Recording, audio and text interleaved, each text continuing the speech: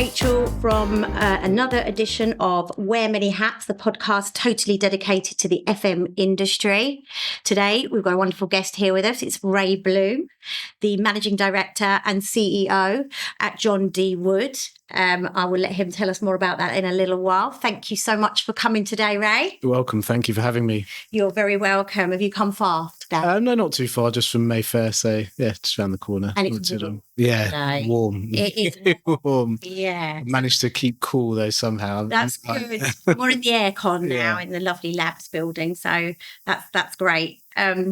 But yeah, thank you for coming. So we're going to kick off, talk about your past and where you are now and how you feel about the FM industry and property industry. Obviously, you're very well, in the know in the property world. So, so let's rewind a bit. Mm-hmm. Where did it all start for you? Tell us about your career and how you started. So it all started for me when I was about 16 years old, actually, which is quite a long time ago. But I was at school and I got the opportunity for a couple of weeks to go and work with David Pearl at Pearl & Coots, which is part of the Structerdine group of companies. And I worked there for a couple of weeks, went back to school, then got invited back there every school holiday, and then it became every university holiday, which was quite a good and easy way to earn a couple of £100 every week, which was great at the time. And I then got offered a full-time job there after university. Wow! So it was a very fortunate and very lucky career path, but it was also a very good one, and it gave me a very, very good grounding in the property world. And I started working there straight away. Was in the property facilities management team. Right. At the time, I don't think David would mind me saying, but property management wasn't the focus of the business. It was just about buying as many buildings as possible. Right. And us property managers were shoved away upstairs in what was called a fishbowl, because it was just a glass room. Oh, wow. And we were literally just like mice, just running around trying to put out fires and deal with property management. But it's obviously changed so much since then. But it was a great learning curve, and that's where I began. And then fast forward, I think a few years, I got the opportunity to go and work with or for John D. Wood at the time, and to go and run the property management team there. And it was an opportunity that I felt I couldn't turn down. It was a risk because I'd been very comfortable at Pearl & Coots. I'd been there on and off since I was 16, and I was now 25 years old or 24 years old at the time. And it felt like a good opportunity to go and try and push on in my career and try and do something. So I went to John D. Wood. I was there for probably about 3 months. And then the person who employed me told me that they'd employed me just to have a structure in place in the business and were looking to sell the business. And it wasn't doing as well as I'd been sold, and the picture that I'd been sold wasn't what it was.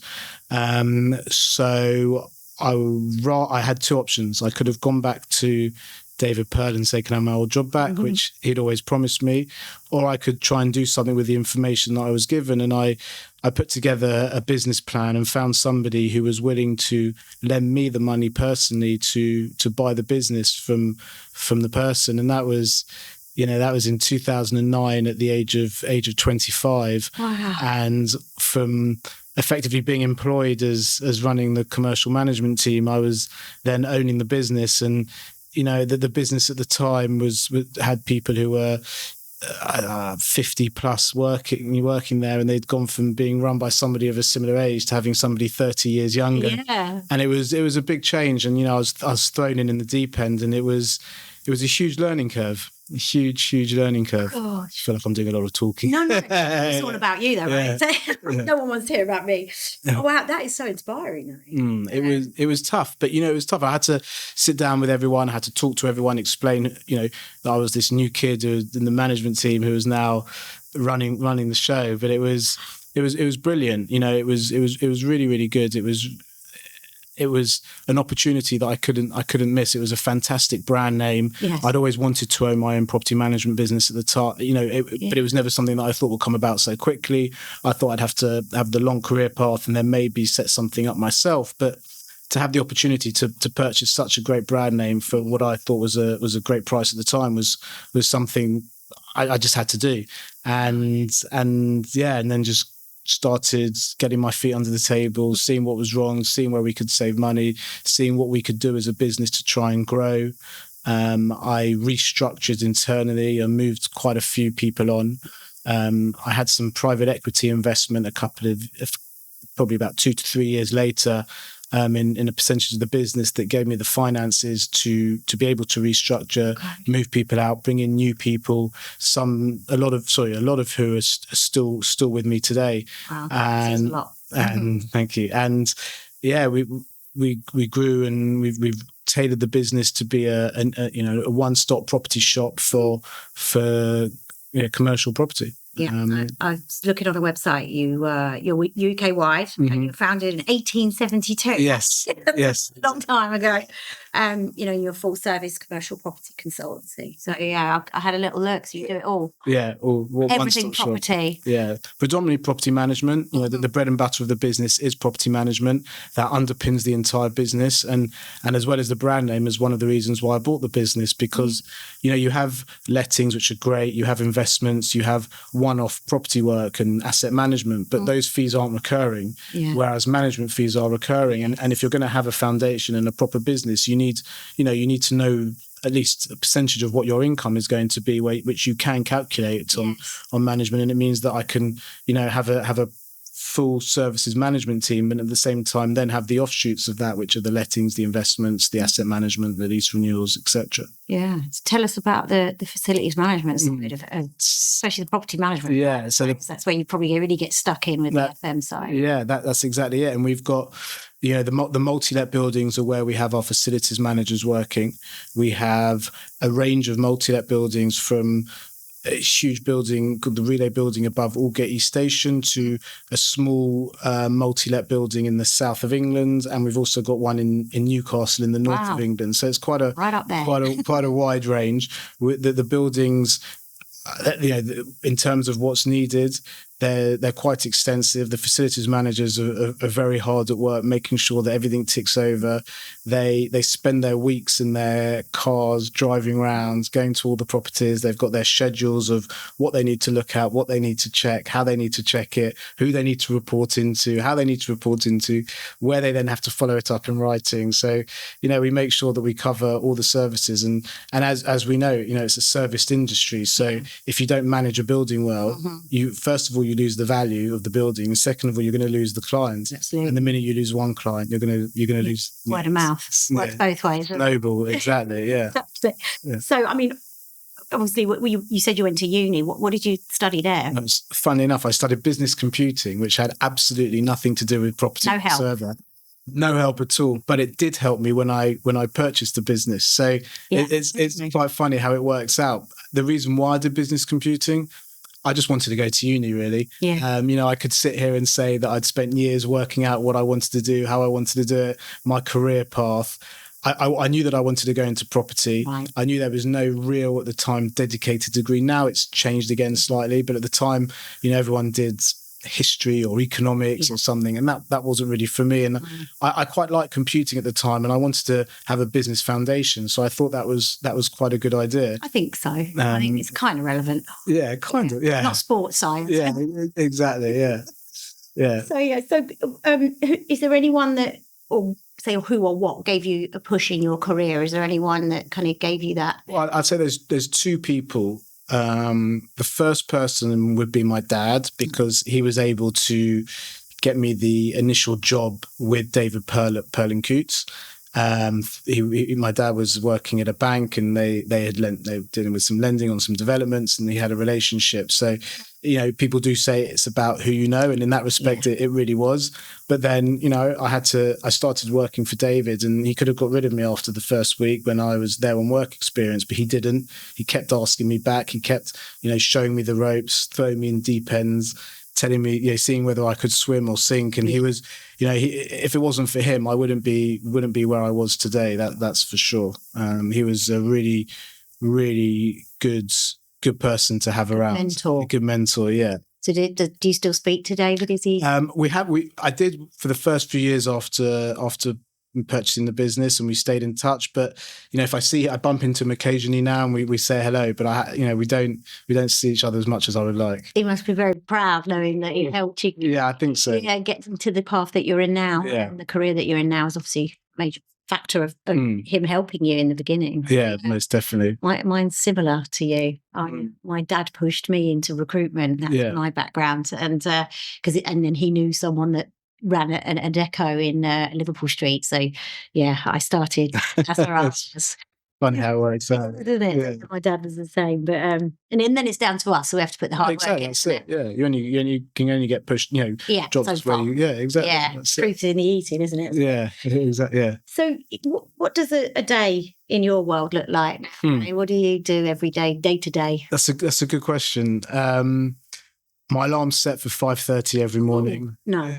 Yeah, it's early. But I like to get into the office early, and everyone thinks I'm mad. But when I'm in that office between 6:30, 7 o'clock in the morning, and I have that hour to 2 hours of being able to get through either things that have happened the night before. A lot of my clients are based abroad, so I get emails overnight that need dealing with. It gives me a couple of hours of peace and quiet in the morning before the phones start ringing, before everyone starts coming in, just to get stuff done. So I get into the office very, very early and graft. I work hard. You don't get anywhere in life without working, and I'm a firm believer of you get out what you put in, and I've got 2 young kids who I want to be able to support and give everything to, and let them do what they want to do without there being problems, and exactly, and I want to provide for them. So I work really, really hard. I whether it's meetings, whether it's work, and whatever it is, I'm in the office till probably 6-7 p.m. in the evening, and then try and get home for the kids' bedtime. But that's my life is very boring during the week. Boring's okay. Very boring. Simple is good. Yeah. Work hard, and sometimes I have work events. Go in the evenings, maybe go to football or whatever. But it's very structured. Very from that. But during the week, my life is all about work during the week. That's it. Other than on a Tuesday afternoon, I do leave a couple of hours early to take my son to football training. So that's still get to see. Yeah, that's one thing that I've. It is also the fact that it's absolutely miles away from where we live. So if I didn't do it, he wouldn't be able to go. So I like to do that. Good dad too. I hope so. Let's talk about your challenges. What have you facing any at the moment, or challenges that you've had to deal with other than buying that business? Well, other than running the business day to day, which has its own challenges. I think property management is challenging. It's very challenging, and it's changing daily, weekly, monthly. There's new rules, there's new laws.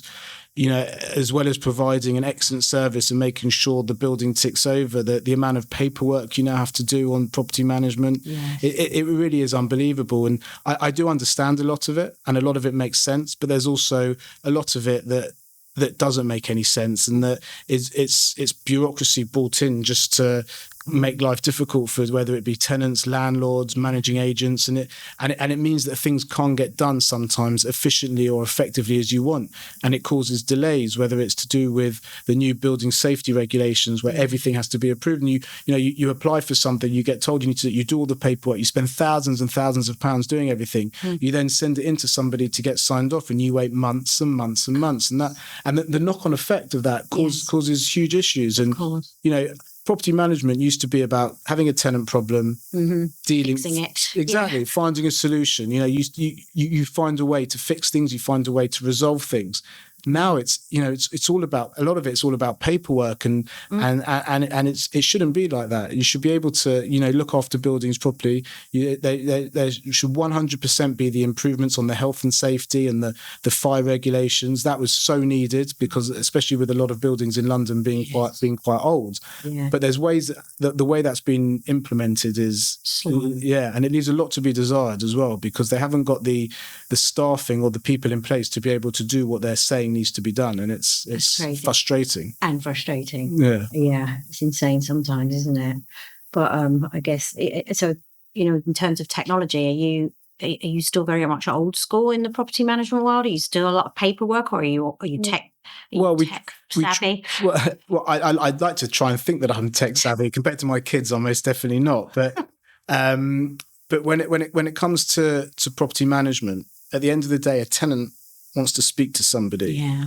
And yes, you can have these fancy systems where they report in, it gets put to somebody, you get this checklist, the contractor goes out, and it's all done automated, no one has any involvement, but it never works. There's always problems. And at the end of the day, a tenant gets so frustrated when they cannot speak to somebody. Yeah. So I am a very firm believer in all my property managers have to provide all the tenants with their mobile numbers. They have to stay contactable the whole time. Yeah. We do have an out of hours service number where a tenant can call and it gets picked up by a person. Yeah. But I'm a very firm believer. Technology is great to a point, but property management is all about service, and it's all about speaking to people, and it's all about being there and being able to service that person, whether it's a client or whether it's a tenant. People want to feel that they're being looked after, and you can't feel that you're being looked after by technology. So it does work and it does help, and it does make things more seamless. It does help the staff in the office, whether it be using AI to help do certain tasks or whatever. But you've got to be very careful. You've got to reread it. You've got to proofread it. You've got to make sure that what it's said is accurate. Yes. But you've also got to still do your job, and you still got to use the phone, because nothing, or meet people, because nothing works better than either a face-to-face or your voice. I'm 100% firm believer in that, and that will never go away. You can have the best technology. I read the other day that Apple are bringing out some technology for the phone where it can answer a call for you, and it can decipher whether the call is relevant to you and tell you whether you need to answer it or not. Well, I'm kind of getting that already, where it says spam, suggested spam. Not answering that. Exactly. That is good, because then you don't get someone sending you something. I've missed a couple of important calls where it may. I have missed a couple where they leave a message and then you're like, I should pick that up. Exactly. And the end of spam. Yeah. That's it. And at the end of the day, you want to be speaking to people, and if I like to always think, if I'm in their position, if I'm a tenant. Yes, I want things to be done seamless. Yes, I want things to be done quickly. But at the same time, I want to be speaking to somebody. Yeah, I want to chat through the situation with somebody. I may have a question. So if I've got a question and it's being done digitally, I then got to put that question back in. I then got to wait for an answer. And then, conversation it makes the world go round at the end of the day. And I guess some, companies are better at that type of these chat things that you go through to, and you're like, you're talking to a robot, and it's like, it's the worst. It's frustrating. A lot of the time when I get calls from a robot, I'll put it down, because it's just, I don't want to be good for that. Yeah. It really is. And sometimes I think I had a call the other day. She really did sound like a robot. And I went, is this a real person? She was like, yes. I was like, you really sound like an AI voice. Yeah. It was a really strange call. But she was real. So, I mean, do you think, in terms of the property management industry in particular, and FM within your company, that where you're heading, is there, obviously you mentioned about having the importance of having people on site and dealing with things at the end of the phone. So technology for John D. Wood and AI, and do you feel that is something that you're very cautious of then? I'm cautious of it. It can definitely help. And, I'm all for making people's lives easier, making their work day more efficient, more effective. And if we can use AI to help in that would be fantastic. We use it at the moment. It helps sourcing through invoices, so property managers don't necessarily need to go through the detail, code it all, sign it all, check. So we do use it to an extent. It's more definitely more back office. I don't like it for front office. Back office, it can help most definitely. You've got to check it all, but it definitely can help.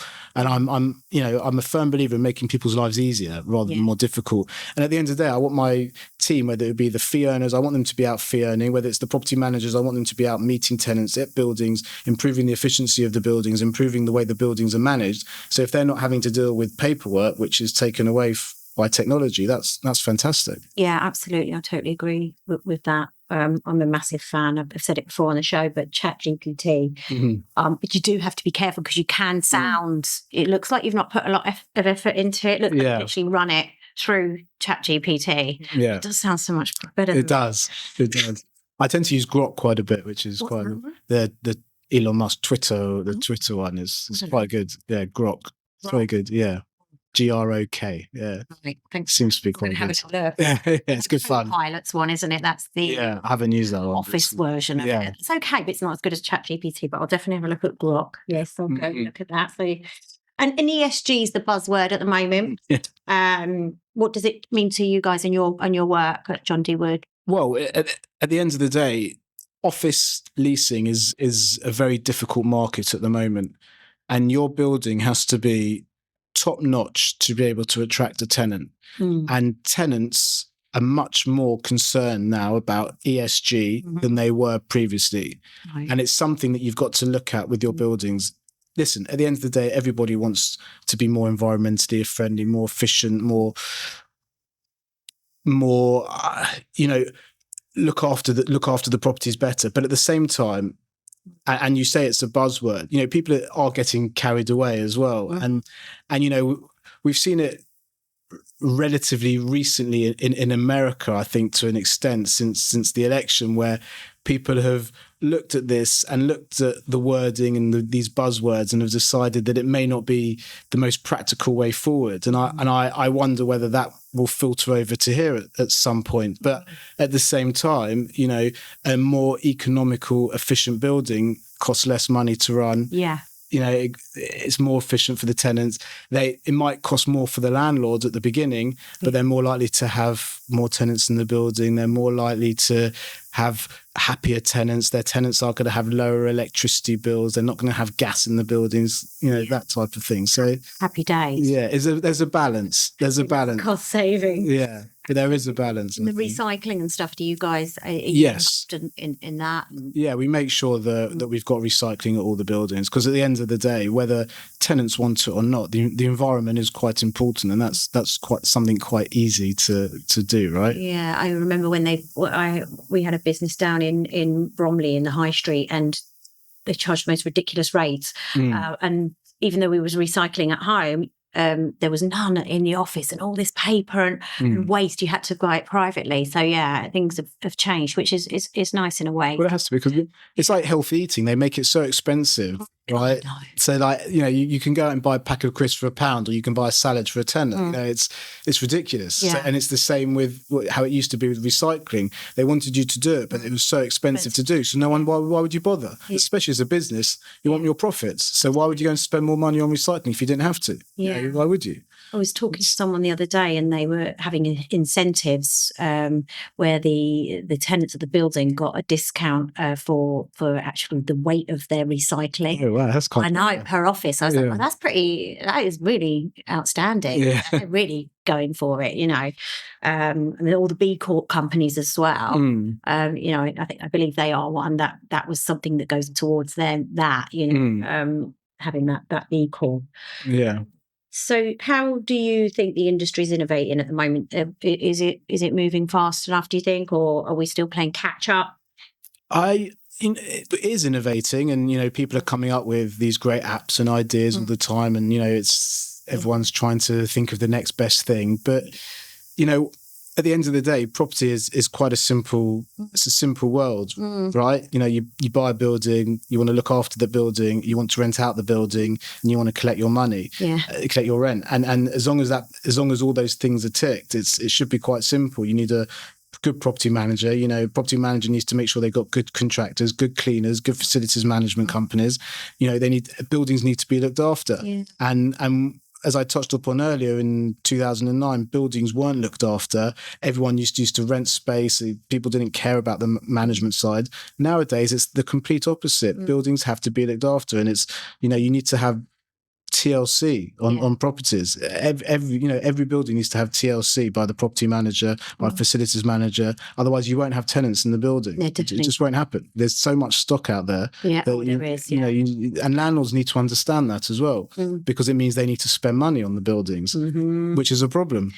It definitely used to be a problem. I think, I've rented properties in the past where nothing's been done, but then it was the landlord probably not a management agent. That's the problem. Yeah, so you'd go privately. Yeah.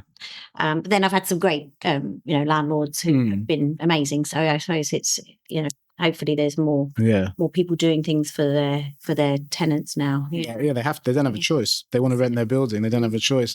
And that's, everyone in the world, in life at the moment, is taking a hit. And commercial property landlords are no different.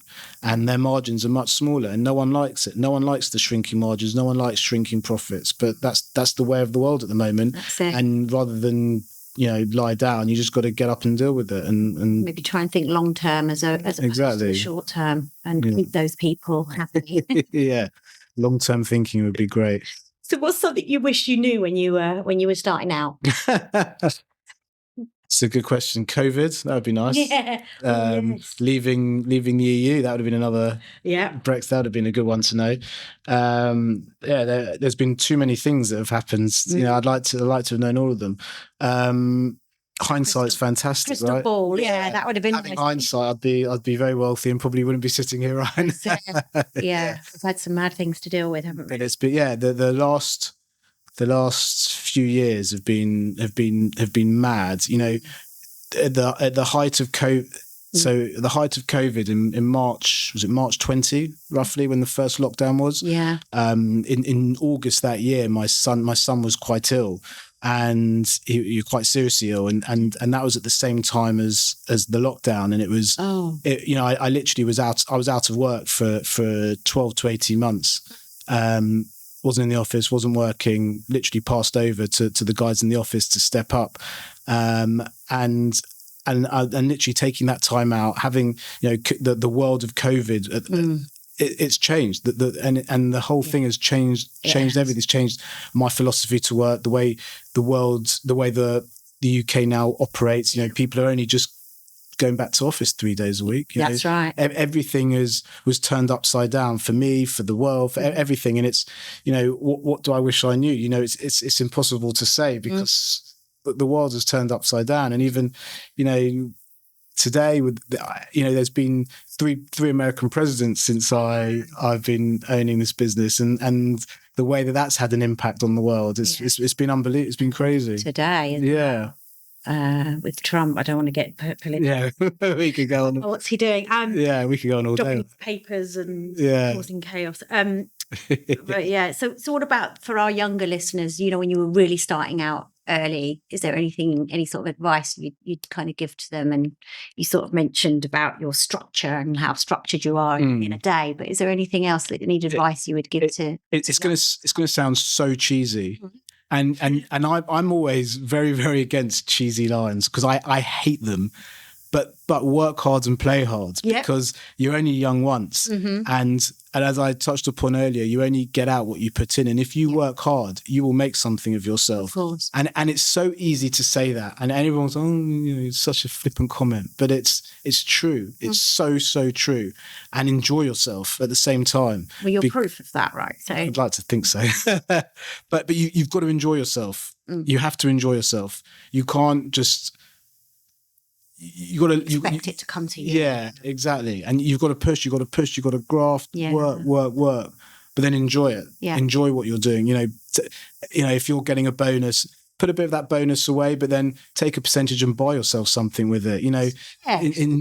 Enjoy yourself. Do something. Just show yourself that you're getting rewards for your hard work, and as you take that career path along, because you only get one life, so you got to use it properly. Totally agree. Yeah. And as I get older, I'm seeing how precious life is.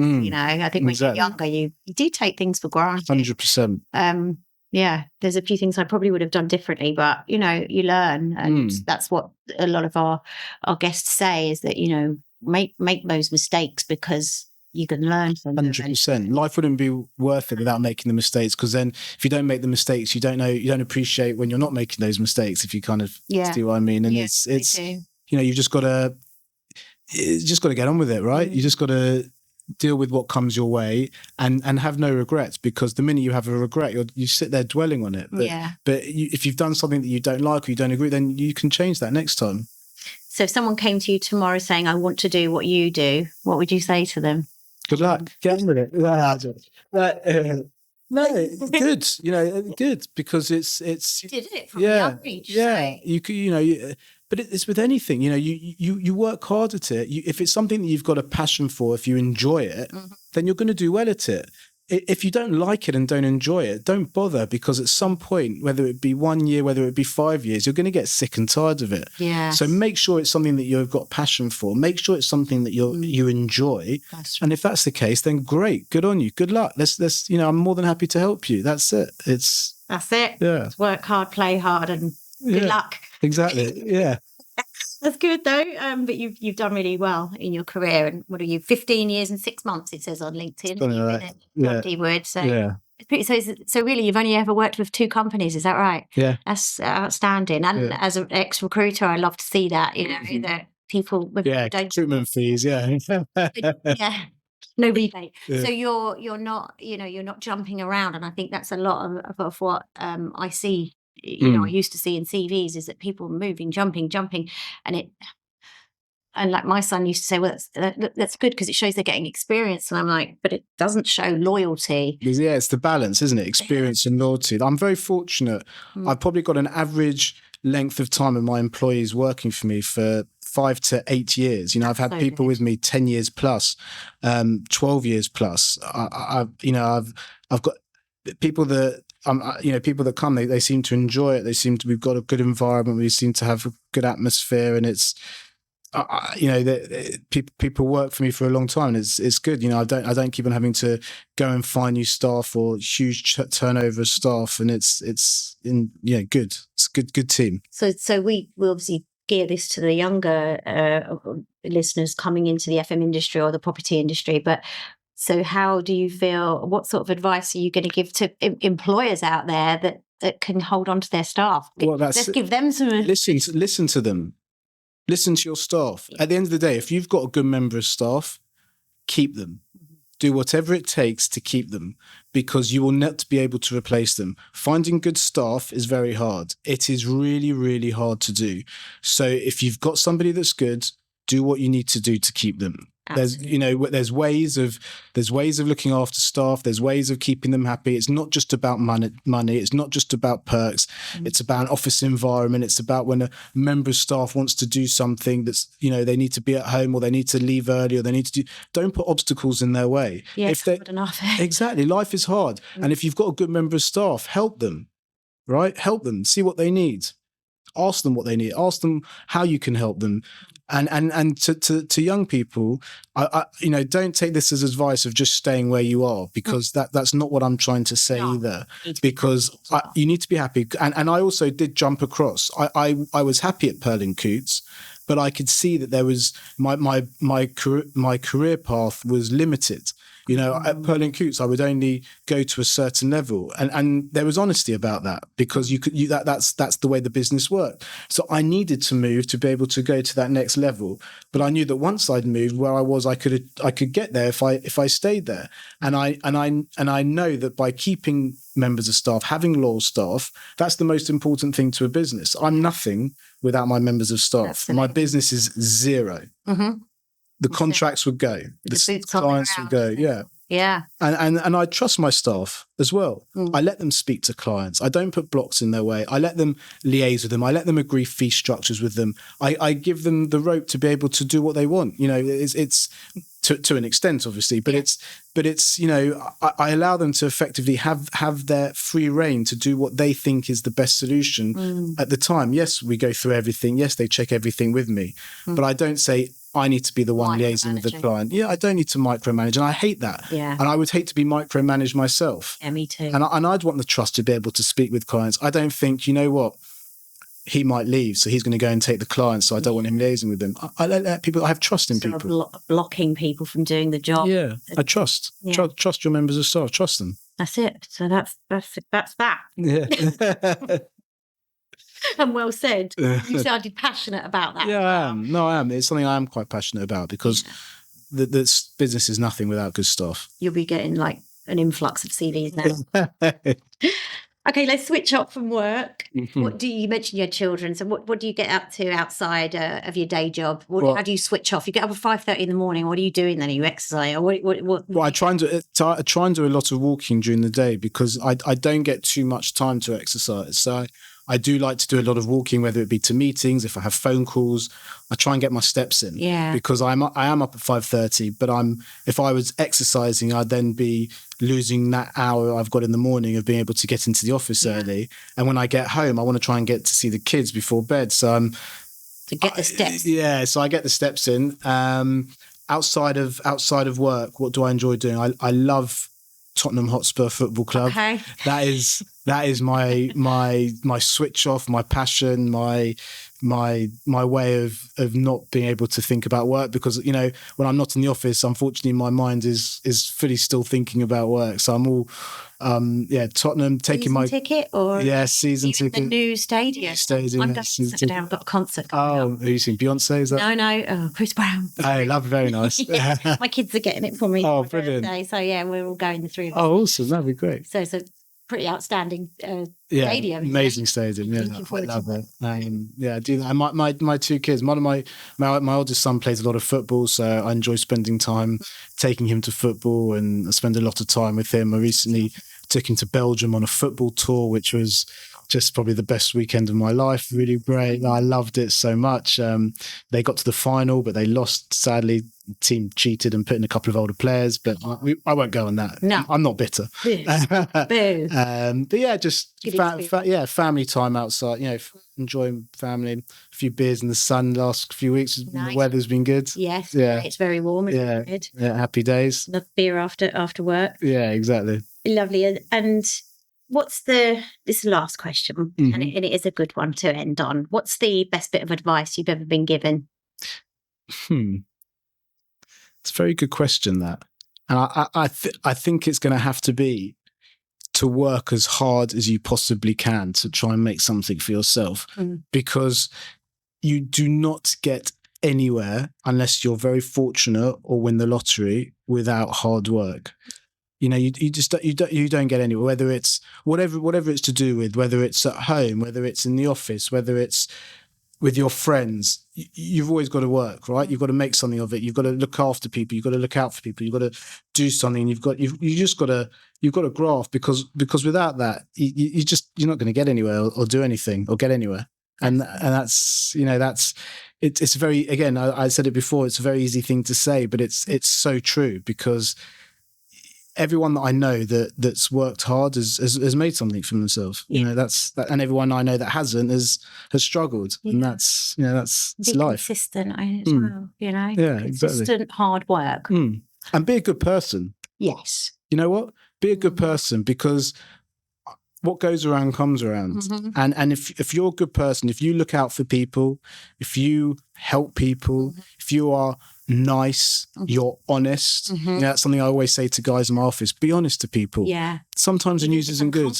Exactly. Yeah. Sometimes there's that leak in the building you can't repair. Sometimes there's a bit of bad news you've got to give to a tenant. Do it, because if you don't do it, it's going to come back and bite you a lot harder. Speak, talk to people, be honest. That's it. That's it. Yeah. Love that. Be honest. I like that. That's so good. Thank you so much for coming to talk with us today, Rain, and give us an insight to your career. And I'm sure it's going to inspire many people coming into the industry. And for those that are already working and managing, listen to his advice about being kind and considerate to your employees. Love that. Thank you so much again. Thank you. I hope I didn't ramble too much. No, not at all. It was brilliant. And that's it for today's podcast with Ray. And we shall see you next time. Please like, share, forward on to your friends, family, and anyone that's coming into the FM industry. And we'll see you soon. See you next time.